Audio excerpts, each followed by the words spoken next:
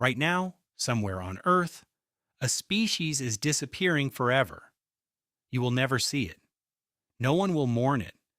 But it is happening as you read this sentence. This has happened before, 5 times before, in fact. And every single time, the pattern was the same. You've heard of the dinosaurs. You know the asteroid story. Rock falls from the sky. Dust blocks the sun. Giant reptiles die. Simple, clean, satisfying. But that story is only one chapter in a much stranger book. There have been 5 mass extinctions in Earth's history. An asteroid only caused one of them. The other 4? Something far more unsettling. Let's go back. Not to the dinosaurs. Further, 252 million years ago, a time scientists call the Great Dying. At this point, life on Earth had already survived hundreds of millions of years of evolution. Oceans teemed with strange armored fish. Land was covered in early reptiles and towering ferns. Then, over a span that geologists now believe was shockingly short, almost 90% of all species on the planet vanished. Not 9%, 90.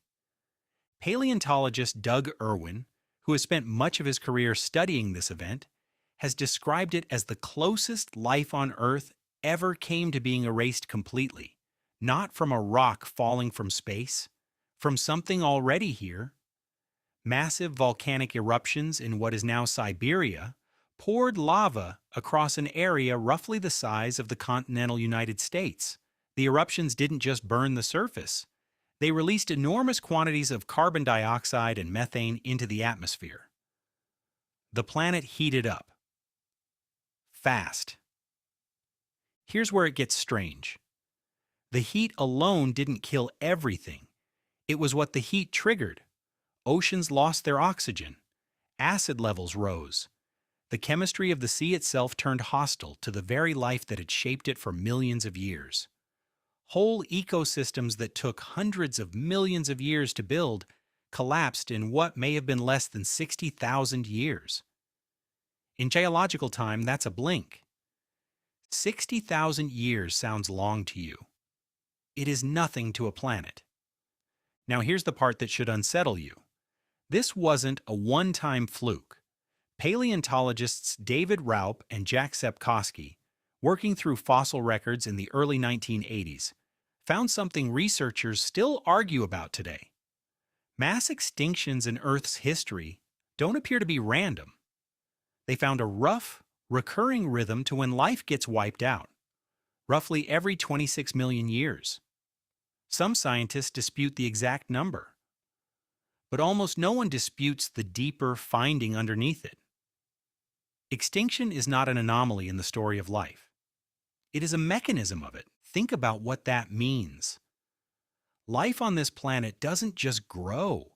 It doesn't just adapt and expand forever. It builds itself up, layer by layer, species stacking upon species, food chains growing more intricate and interdependent, and then something breaks it all down.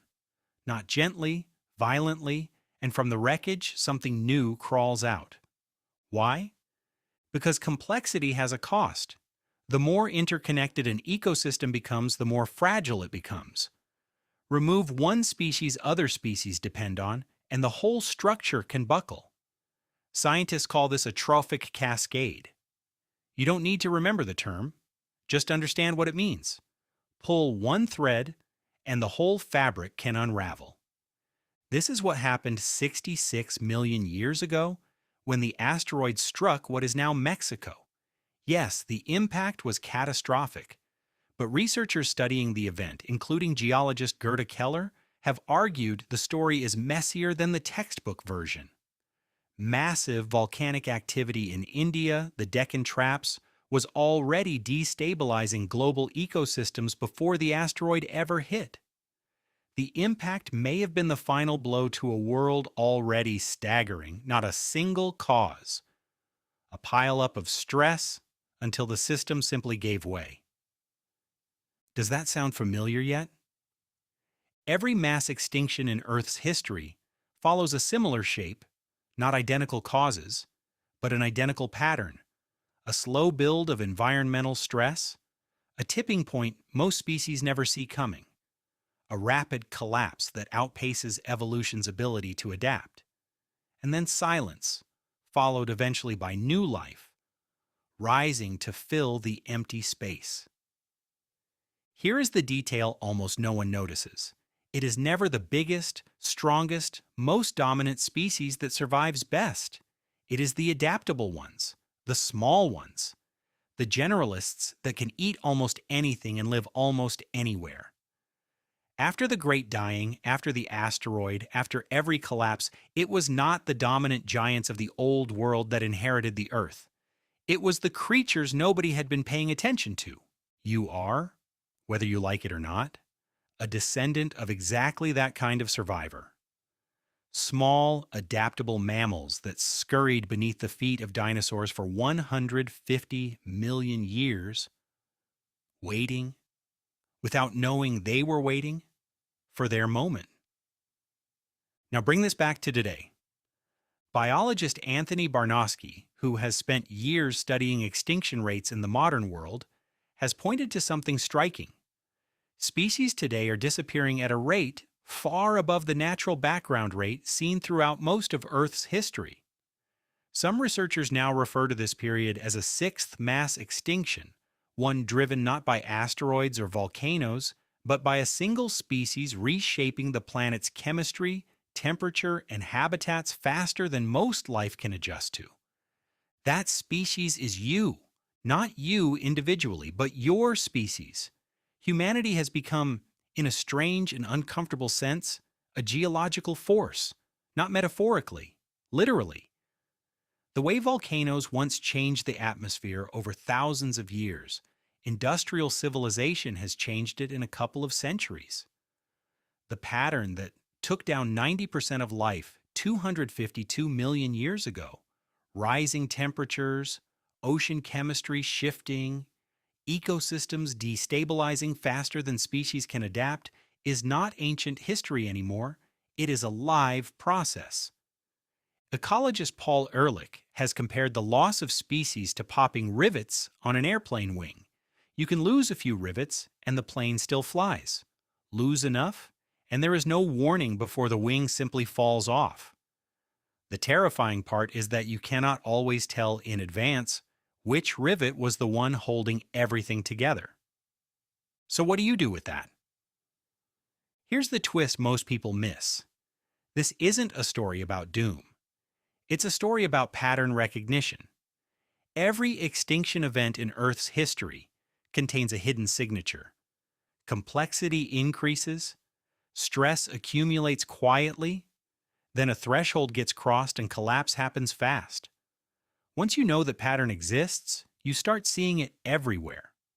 Not just in fossil records, in economies, in ecosystems, in relationships, in your own body, where slow accumulated stress can build for years before a single moment of collapse. Nature doesn't warn you before a tipping point. It never has. The organisms living right before the Great Dying had no idea anything was wrong until the ocean turned against them. The dinosaurs did not see the asteroid coming. They had no reason to. Nothing in 150 million years of dominance had prepared them for a threat like that. You, on the other hand, have something no other species in the history of these 5 extinctions ever had. You have the data. You can see the pattern before it fully plays out.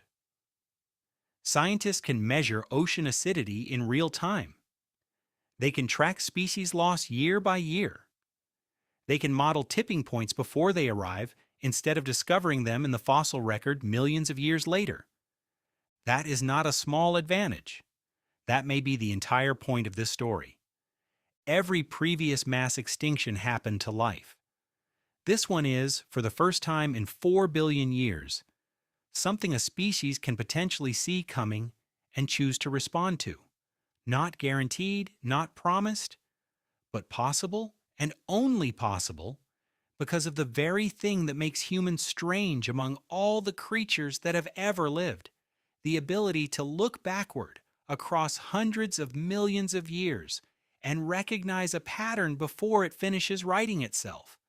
So the next time you hear about a disappearing species, a coral reef bleaching, a habitat shrinking, understand what you're actually looking at. Not an isolated tragedy. A single thread in a pattern the planet has repeated 5 times already, quietly building toward a moment most species never survive. Somewhere on Earth right now, a species is disappearing forever. And for the first time in the history of this planet, something is actually watching it happen and wondering what to do about it. That something is you. Right now, somewhere on Earth, a species is disappearing forever. You will never see it. No one will mourn it. But it is happening as you read the sentence. This has happened before. 5 times before, in fact, and every single time the pattern was the same.